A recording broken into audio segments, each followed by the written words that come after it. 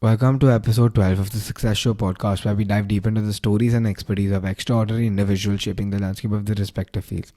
Today's episode is with Mr. Vikas Swarup, who's an Indian diplomat as well as a best-selling author. He's authored one of India's greatest books, which is called Slum Q&A, but has been created into the movie Slumdog Millionaire. In this episode, we spoke about a diversity of topics ranging from how he got into writing and being an Indian diplomat, coming from a family full of lawyers, to how he's traveled the world with the Prime Minister over 45 flights and his experience with that, to way more topics. So stay tuned. Before you start watching, please don't forget to like and share this video as well as subscribe to this channel and the Ruhaan Mathreja Shorts channel. Follow me on Instagram at Ruhaan.Mathreja and at the Success Show podcast. Once again, you're watching the Success Show podcast. Enjoy.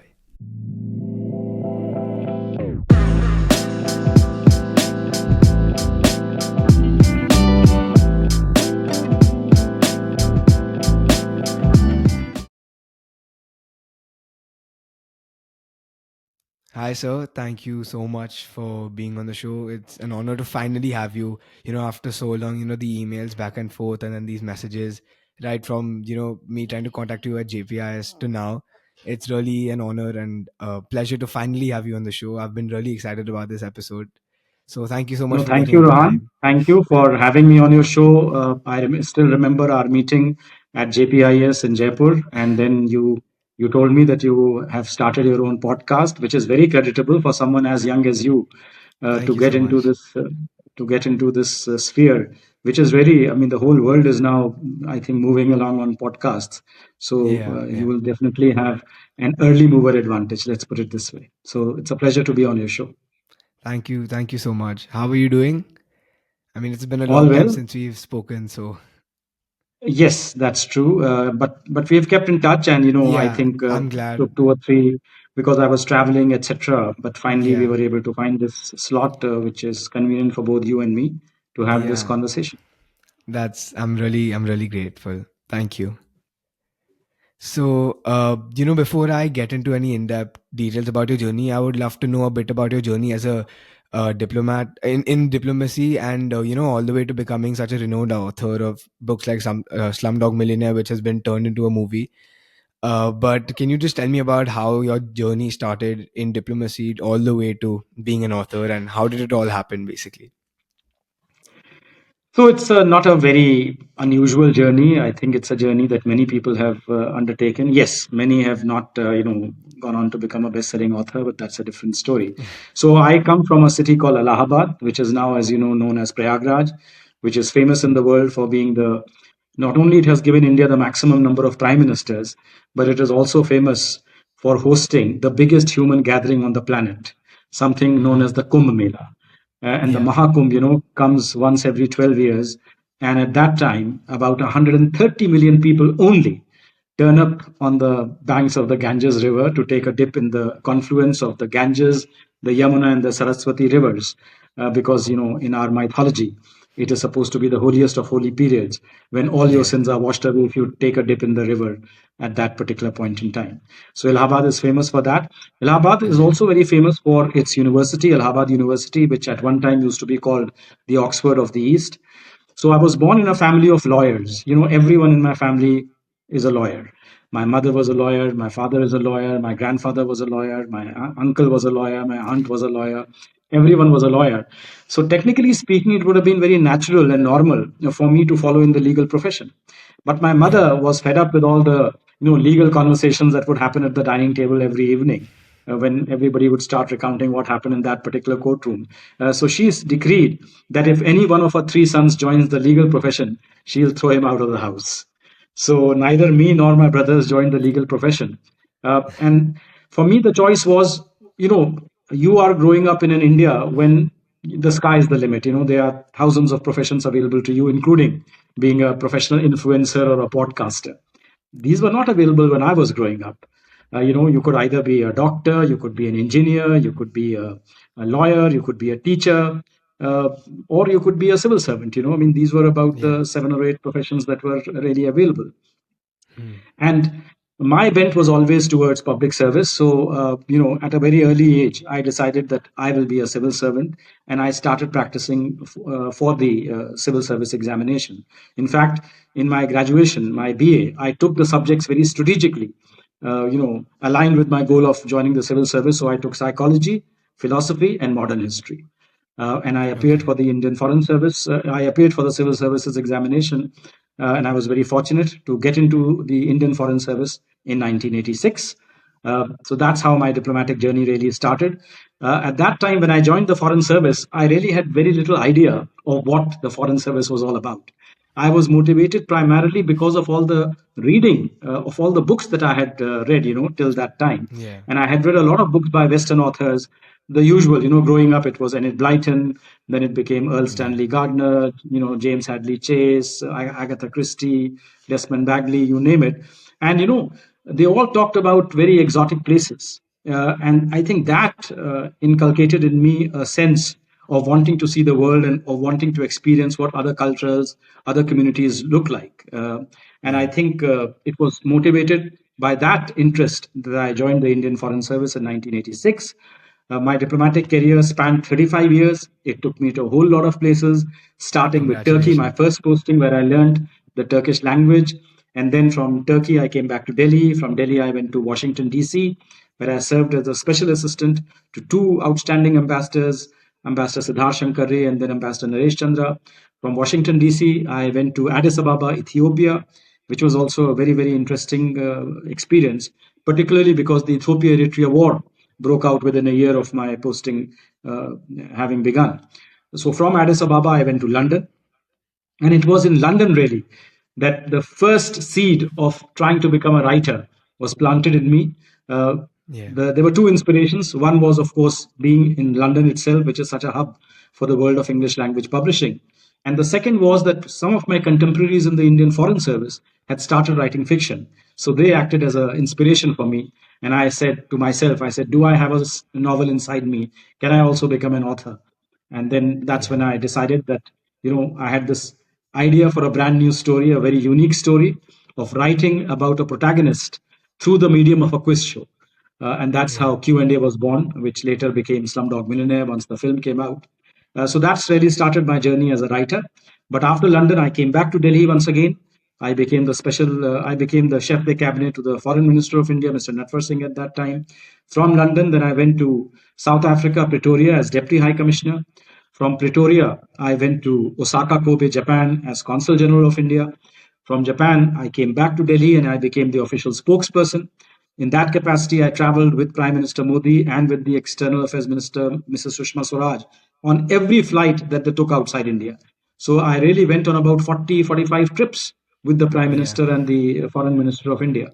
That's really great. Once my stint ended, I was posted to Canada as the High Commissioner of India. Now, one thing which many of your viewers may not know, what is the difference between an ambassador and a High Commissioner? Do you know? I remember you asking this at JPS as well. Yes.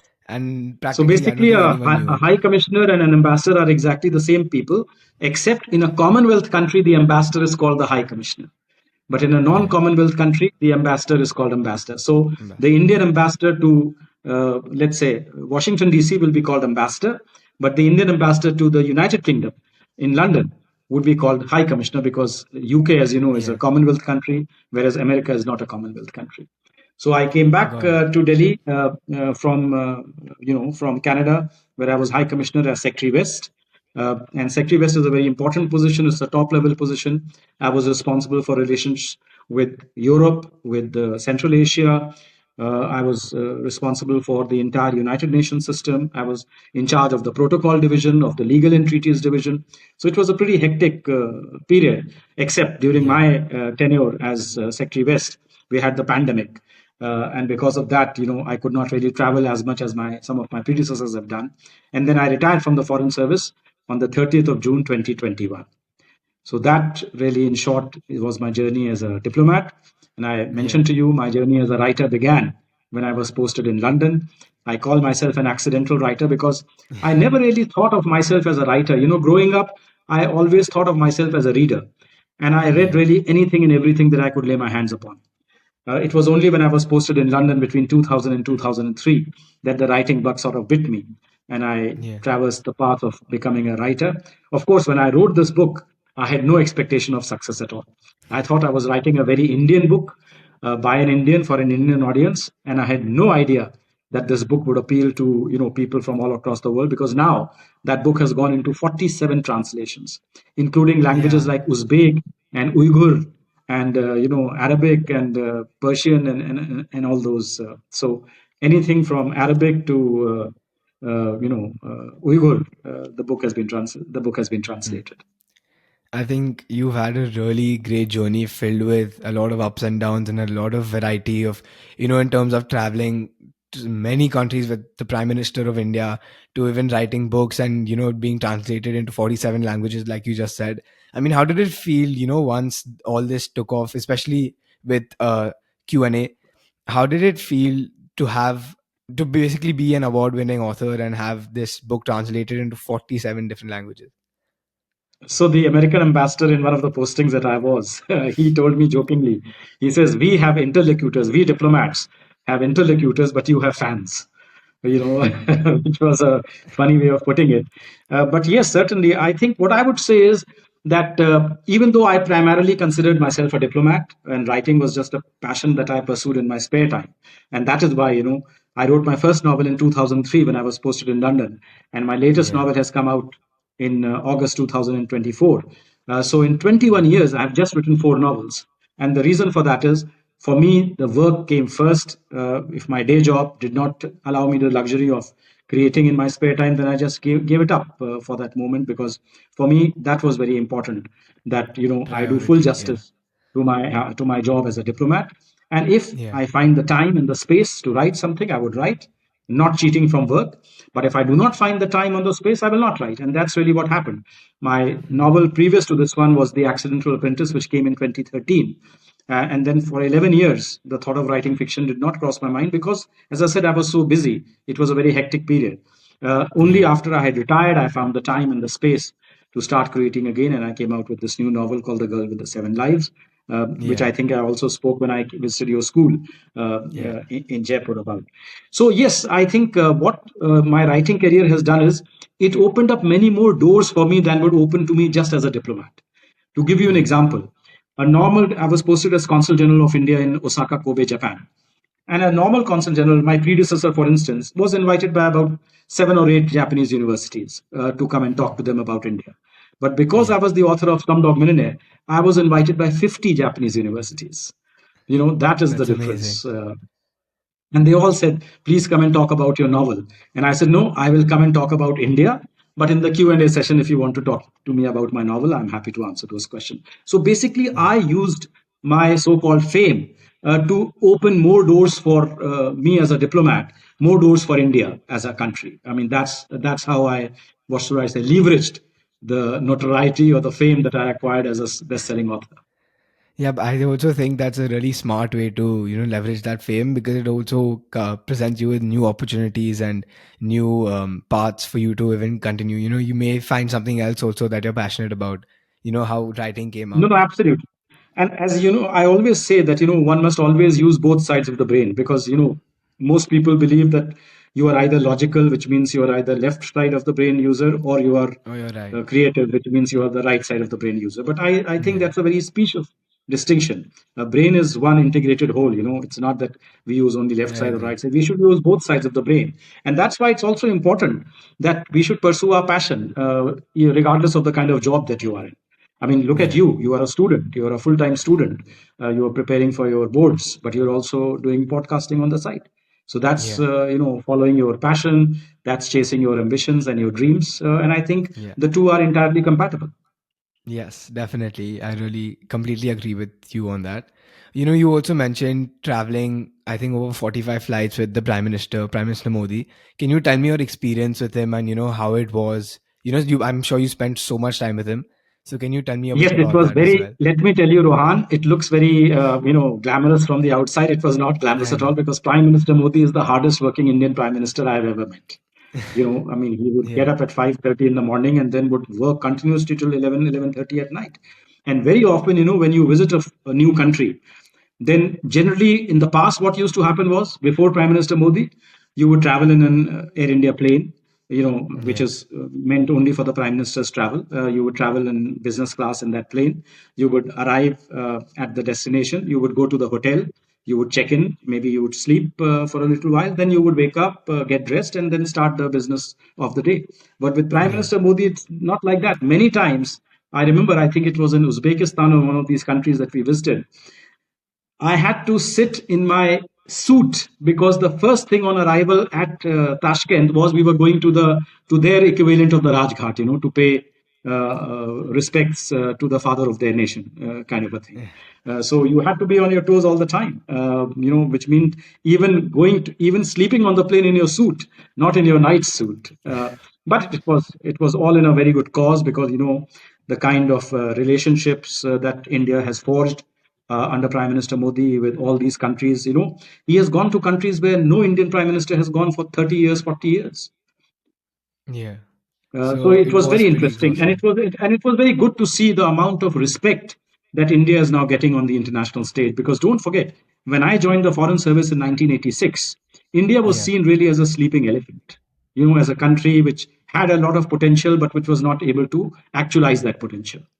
It was only Exactly. after 1991, after our economic reforms kicked in, that people Hmm. started taking notice of India as a very important market, as a technological powerhouse with capabilities in science and technology and space, and most importantly, as a country, which is, of course, not only the world's largest democracy, but also which had created a huge ecosystem of startups.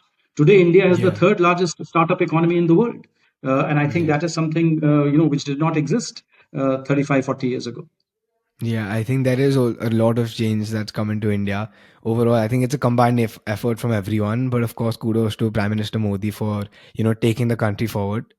When you had come to JPIS also in August, if I'm not wrong, you had also mentioned that you've traveled a lot and you just did as well.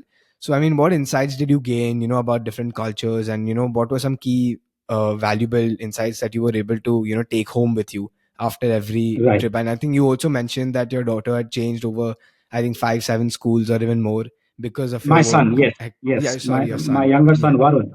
yeah, Yep, yeah. he was born in Washington D.C. His first school was the Greek school in Addis Ababa.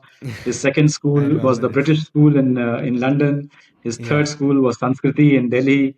His fourth school was the American International School in Johannesburg. His fifth school was the Canadian Academy of Kobe. So can you imagine here if you yeah, travel from Delhi to Kerala, everything changes and the curriculum is a huge shock to you, the new curriculum. Here you are changing entire exactly. countries, making new sets of friends altogether. So look, Yeah. there are positives and negatives. Negatives, as I said, it's hard on the family. It's hard on you also because you are traveling outside.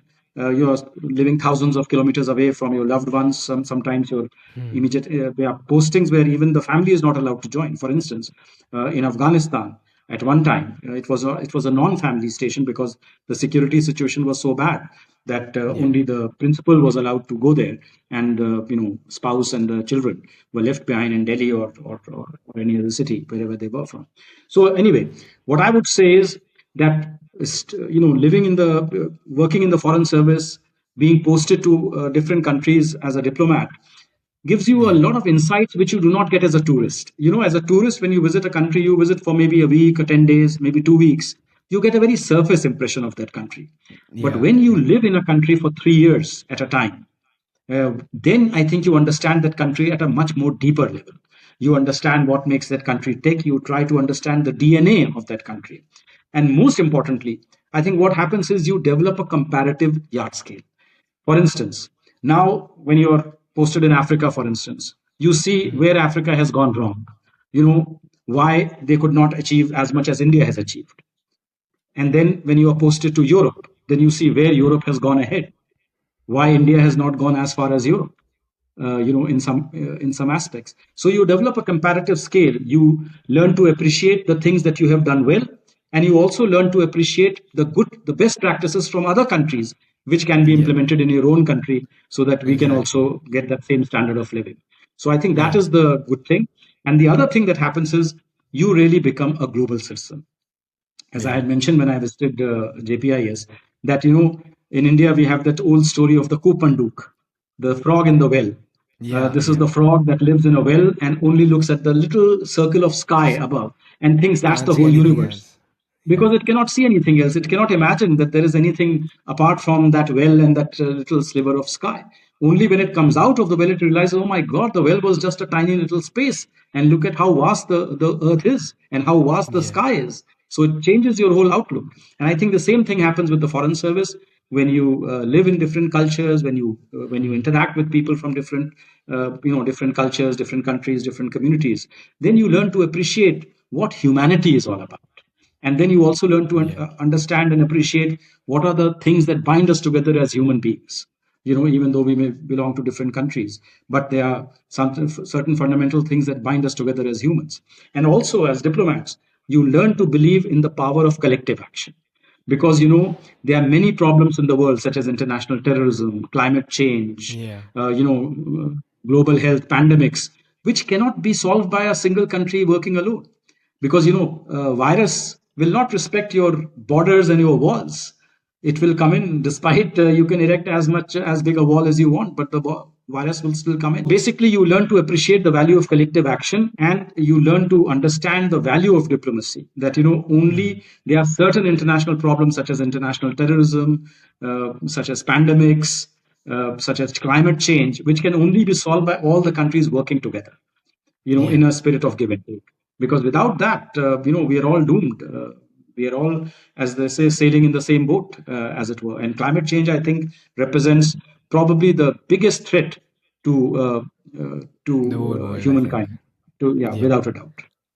What country, did you find the most interesting cultural wise or in general? It can even be something like you really love the weather there and you really like the atmosphere. But, I just wanted to know what country out of all these countries that you visited. So I have always maintained that a posting is made not just by the quality of the city that you are in, but also by the quality of the conversations you can have in that city. So if you can Yeah. have good conversations, which add to your knowledge base, which add to your intellectual stimulation, then that's a good posting.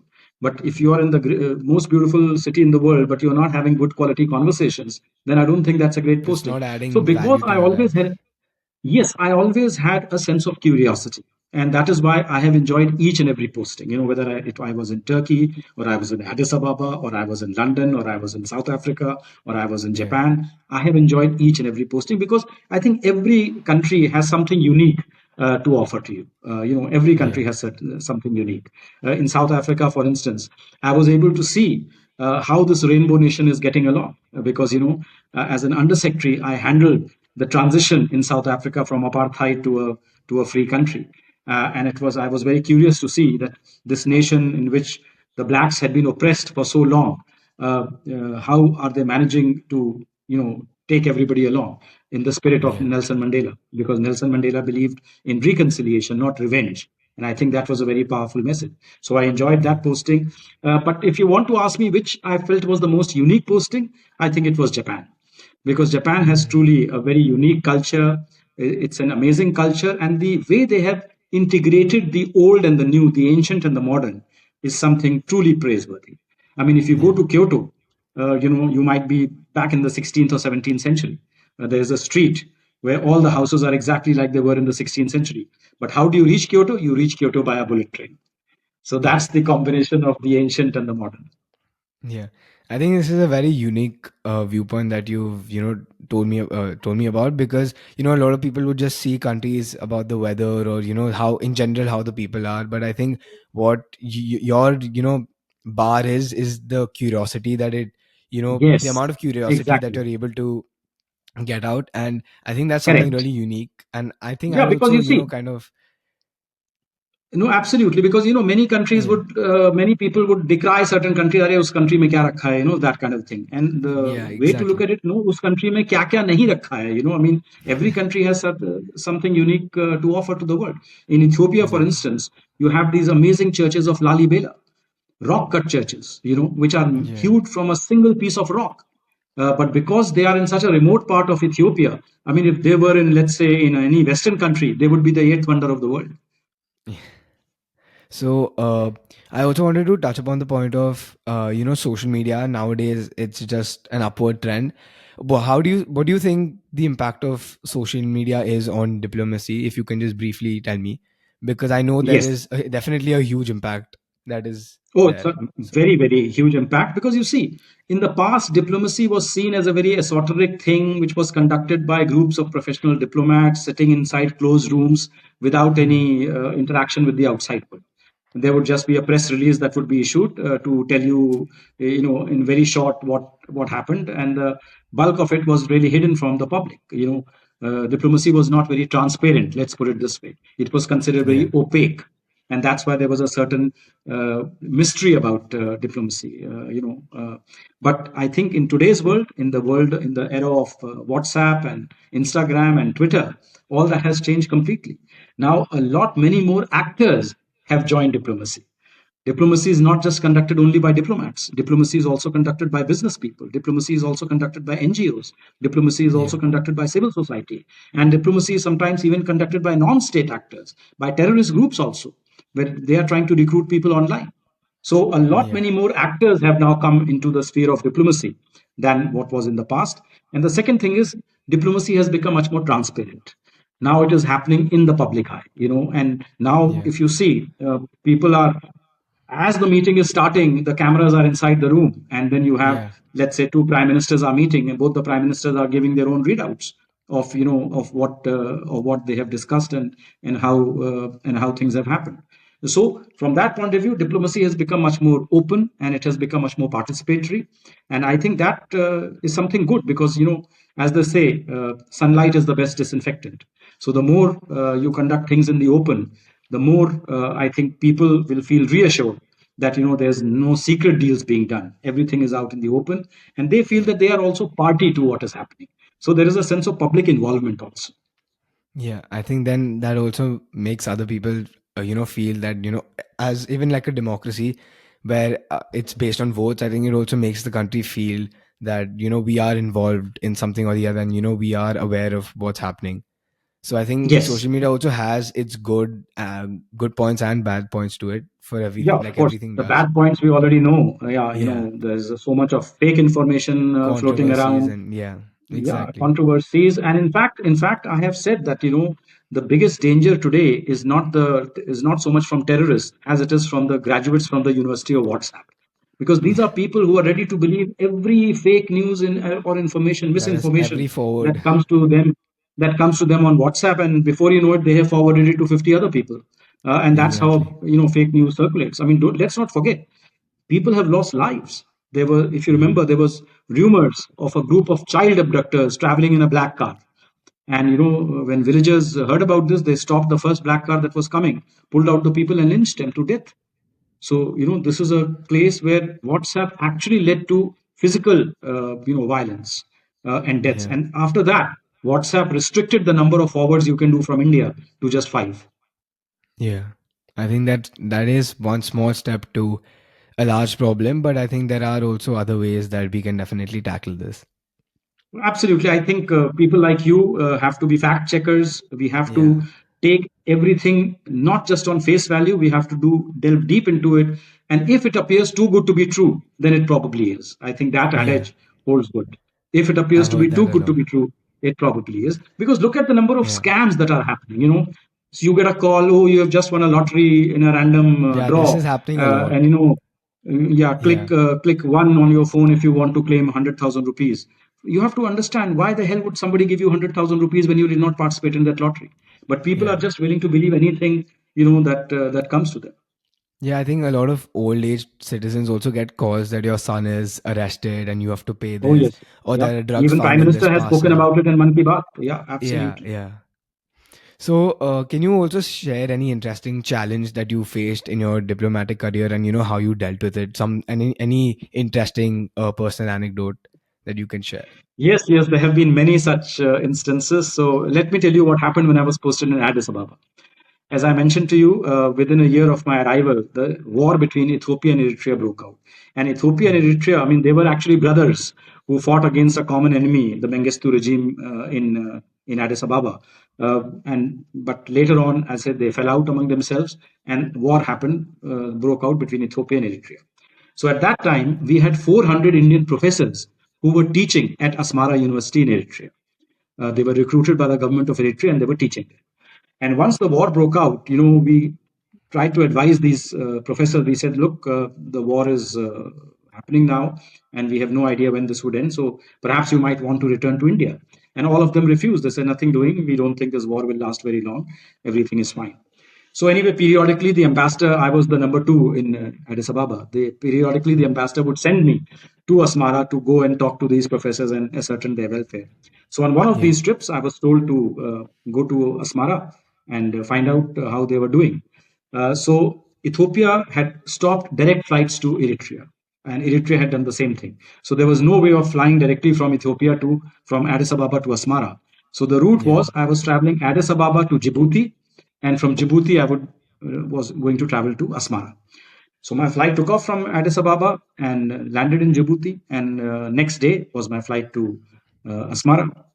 Yeah. That very afternoon, the Ethiopian Air Force planes went and they bombed Asmara Airport. Oh And my most of these goodness. Indian professors were living next to the airport, so all their windows shattered. And that's when they all panicked. They said, when is why have we been left here? We should have been evacuated. When is the government of India sending a plane to evacuate us? So the ambassador said, okay, your instructions have changed now. Now you are not going to ascertain their welfare. You have to actually go to Asmara and rescue them and bring them to India. So I said, okay, when is the Air India plane Hmm. coming? And ambassador said, there is no Air India plane coming because this has happened very, very quickly, and don't forget, this is 1998 I'm talking about. So, Yeah. somehow or the other, find a plane, take it to Asmara, get those 400 professors out of there and take them safely to India. So can you imagine, I am in Djibouti, which is a totally French speaking place. I did not speak French, and I have to find a plane now. There is no Air India plane coming. So I had to really, rack my brains, exploit each and every connection and contact I had in that part of the world. And finally, I managed to get some Somalian people who ran an airline called Dalo Airlines. And Okay. I had to negotiate with them, how much money they would charge because I did not have money with me to hire a plane. I had to promise Yeah. them money in Dubai and places like that. And finally, how I was able to get an Antonov plane from this Dalo Airlines, take it to Asmara, get those Indians out of there, and send them on to Bombay. A lot of twists and turns happens, which read like a Tom Clancy novel actually, and some of it I cannot even reveal because of the Official Secrets Act. But Yeah. it was a very, very, very interesting experience. Later on, I got a letter from the secretary in charge of the Ministry of External Affairs thanking me for rescuing the Yeah. Indians single-handedly. That's great. I think you can also write a book about this and make add your own twists and make it a fiction book. I Yes, think that would be I a think great it would idea. make. You've seen Airlift, the film about the Kuwait Yeah. rescue.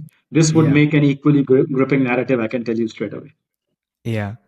Now I really want to divert a bit from your diplomatic journey to your writing journey and your writing career. So I firstly, of course, Slumdog Millionaire slash Q&A. How did it happen? How did you get the? I mean, you told me that London 2003, but how did you get the idea of about the game show? Because I remember you talking to me and telling me that there was this London game show where this guy cheated with Correct. his wife and I think brother-in-law or brother, where they would No, his cough every wife. time the correct So this answer. was this was Major Charles Ingram. He appeared on Yeah, the British yeah, edition of Who Wants to Be a Millionaire, and he won yes, £1 million. But the yeah. producer suspected that something was not quite right about his performance, so they reviewed the tapes, Hmm. and then they discovered that on some of the questions on which he initially did not know the answer, somebody There in was the a audience cough. was signaling the answers to him through coded coughs. So if the answer Yeah, was B, there would be two coughs. If the answer was D, there would be four coughs. And I think that is really which acted as an inspiration to me. I said, hang on, a major in the British Army, somebody as well respected as a major in the British Army, was can do suspected of something like cheating on the that. quiz show.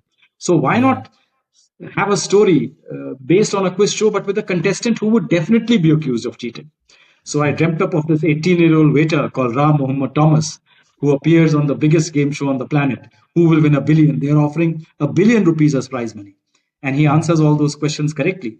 Because what I wanted to show through that book was that the greatest teacher in the world is life itself. And those of us, who have graduated from the school of hard knocks, they know that life teaches you a number of lessons. And those lessons Yeah. can come in very handy, not just to answer the questions on a quiz show, but to answer the questions of life itself. Life, exactly. Yeah, I think that's a very unique approach, especially taking into consideration the unique characters and the whole story as a whole. So I think that's really Yes, impressive. And I've also but the watched a more lot of interesting thing, videos. Ruhan, the more Yeah. interesting thing is that I wrote this book when I was posted in London, when my family, my wife Aparna and our two sons had already gone back to India because the school Mhm. session had begun. I was sort of detained in London to handle the visit of Prime Minister Atal Bihari Vajpayee, who was coming after 2 months. So because I was the political counselor, I had to handle that visit. So I was 2 months. I was all alone in London. That's when I got this idea, and believe it or not, I wrote this novel in those 2 months. That's really great. I mean, you've written 4 books across how many years you said? I think 25, 21 years. Yes, 21, 21. And then the book that was the biggest hit you wrote in just 2 months. just So, two which is months. really impressive. Lastly, Yeah, I I got also lucky, wanted I to, guess. yeah, I think no, but I also feel like it was, there was kind of like this natural talent because you said you read as a child. I think reading also plays a really important role in, writing, and that's Yes, what you're I've right. also been told. So, So I wrote this book in 2 months, but actually I was able to write it in 2 months because of the 35 years of reading that I had done prior to yeah, that. exactly. Exactly. It was that training as a reader that allowed me to make a distinction between what is good writing and what is bad writing, and how I could Exactly. hone my own voice. Because eventually you have to Yeah, write what you write. You cannot copy some other writer. exactly. So, lastly, can you just tell me or the listeners any brief advice for aspiring writers who, or even diplomats? I know they're really very different fields, but if you can give brief advice for both careers, it would be great. Yes. So first, for those who are aspiring to be diplomats, I think that's a very, very good career. I think it's probably the best career in government of India, because as a diplomat, you're really doing an amazing service to the country, because no country can make a progress without external support. Foreign direct Yeah, investment is the most important ingredient for any country to make the transition from developing to developed. And we diplomats are the brand builders of India. We are the ones who promote India as a brand, and we are the ones yeah, who attract foreign direct investment and bring it into the country, transfer of technology, and then we are also the brand ambassadors for India's soft power, whether it is Bollywood or whether it is butter chicken. We are the purveyors of that soft power. So I think it's a very, yeah, very useful, very, very important profession. And I think the sheer thrill that you get from flying the flag of India, from representing India, yeah. speaking behind a podium, at the Security Council which says India, I think is a feeling that cannot be matched by anything else. No other It's a feeling experience of pride. can come even Yeah, close to that. So yes, if you are aspiring to be a diplomat, by all means pursue that passion. Uh, have an interest in international relations. Follow developments closely. What's happening in the world, because the world has become a very mixed up place. The world has become very, very interdependent. yeah, Something. Who could have imagined that because of the Russia-Ukraine war, the price of bread would go up in Egypt? Because Egypt was dependent on Russia and Ukraine for its wheat supplies, and they've got yeah. disrupted because of the war, and the price of bread Mhm. went up in Egypt. So that's what is happening, really. No one is an island any longer. The whole world is very interconnected and interdependent, and I think the world needs more diplomats. So that's as Yeah, far as the diplomat part is concerned. And for those aspiring writers, I would say, please tap your creative side. If you feel writing is your forte, writing is your passion, then by all means pursue it. But for that, it's important that you must write, because I always say this: the best piece of advice I can give you is, you cannot edit a blank page. yeah, Even if you write crap, you can edit it, you can make it better. But if you don't write at all, then how will you edit it? yeah, The best advice I can give is, write something. And the second piece of advice is, write what only you can write, because yeah, only then your voice will stand out, and it will be your voice. You cannot be somebody else's voice. You cannot be his yeah. master's voice or her master's voice. You have to have Mhm. your own voice. So write a story which only you can tell, which only you know, which has not been told before. And it's And close to third your and heart. most important advice is, once you have written something, get it evaluated by an objective, independent person, somebody who does not have a vested interest in promoting you, because then you Yeah, will know whether what you have written is destined for the Booker Prize or for the pen. yeah. I think that is really great advice for both careers. I'm sure people who are watching this, I know a couple people who want to get into, if not being a diplomat, but probably IAS, IPS, or even being a diplomat. But I think I'm pretty sure this will help them, get one step closer because it's coming from a person like you. So thank you so much for the advice Look, that you've eventually given. it's their own hard work and dedication and Yeah, determination that will play a yeah. role. I can only be a catalyst.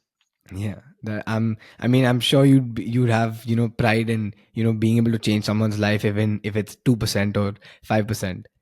Oh yes, I think But that's yeah, the best feeling you ever get. That somebody got inspired by what you said so or what you wrote, yeah, and as a result, their life transformed. uh, so I just wanted to end this episode with a quick rapid fire round. Okay, So go ahead. what's one country you'd love to visit again? Would it be Japan? Japan, without a doubt. I thought so. What's the most challenging language that you've learned? Again, Japanese, because it's the most complex language on the planet, and the Japanese say so themselves. Because when you learn Yeah. Chinese, you are only learning one language, and that is kanji. Hmm. But when you are Yeah, learning Japanese, apart from kanji, you also have to do hiragana and katakana. So you have to do, it's actually three languages packed into one. And that's what makes that's it incredibly interesting. difficult. Yes. Yeah. Are you a morning writer or a night owl? You Oh, prefer writing in 100% the a morning morning? writer. For me, the best time to write is between 5:30 a.m. and 9 a.m. when the rest of the world is sleeping. Yeah, I think that also is peaceful and calm for you to, think Yes. peacefully and write. Um, what's one book that you've recently read and you'd recommend or you really enjoyed?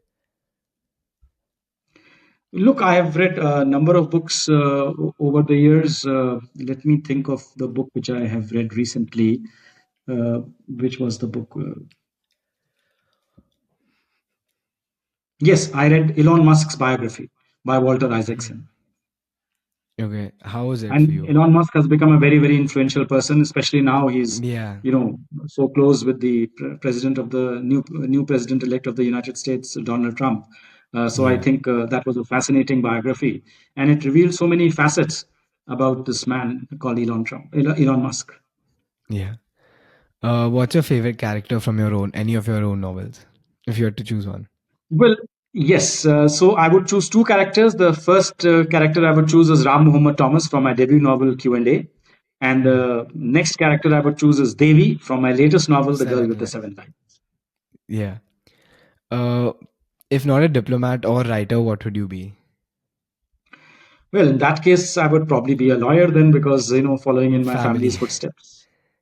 Um, who's one historical figure that you'd love to have dinner with, dead or alive? I think I would have loved to have dinner with Nelson Mandela. I think you also mentioned a lot about Africa in And the the good thing was, podcast I and how met they him while he changed. was alive. I had about Oh, 3 or 4 meetings with Nelson Mandela. So I did meet him while that's he was alive. amazing. I did not have the opportunity of having dinner with him. So since you asked who I would love to have dinner with, I think he would be an amazing personality to have dinner with. That's great. And lastly, one piece of advice you would give your 16-year-old self. Well, in the benefit of hindsight, I would say invest in the stock market because if I had started investing from when I was 16 years old, my God, I would be a multi millionaire by this time. And the fact that you're reading so But much, I think seriously, you'd be able to read those stocks like the way you read books. no. Basically, because you see, at that time, nobody knew the potential of the Indian stock market because Yeah, at that time the Indian economy, as I said, was very underdeveloped, yeah, yeah, and nobody realized that a stock market could actually gain so much. But yeah. on a more serious note, I would say read as much as you can. I think that's the most important thing because Hmm. nothing enlarges your I've heard horizons that a more lot. than reading. Yeah. This is the end of the podcast. Thank you so much for taking out time and having this 45 minute conversation with me. It was longer than I expected, but I really it's boosted my curiosity and I really enjoyed it. It was one of the most insightful conversations I've had, and I really did enjoy it, and I didn't expect anything less from it either. Talking to No, someone thank you like very you. much, So thank you Rohan. As so I much. said, I greatly enjoyed my conversation with you. It was a very natural conversation between two friends. Exactly. So I Yeah. think you have become a pro at this, and more power to you. And may you continue to inspire others with your Thank you. podcasts. Definitely. Thank you so much. I hope to stay in touch and see you soon. Okay. Bye bye. Bye.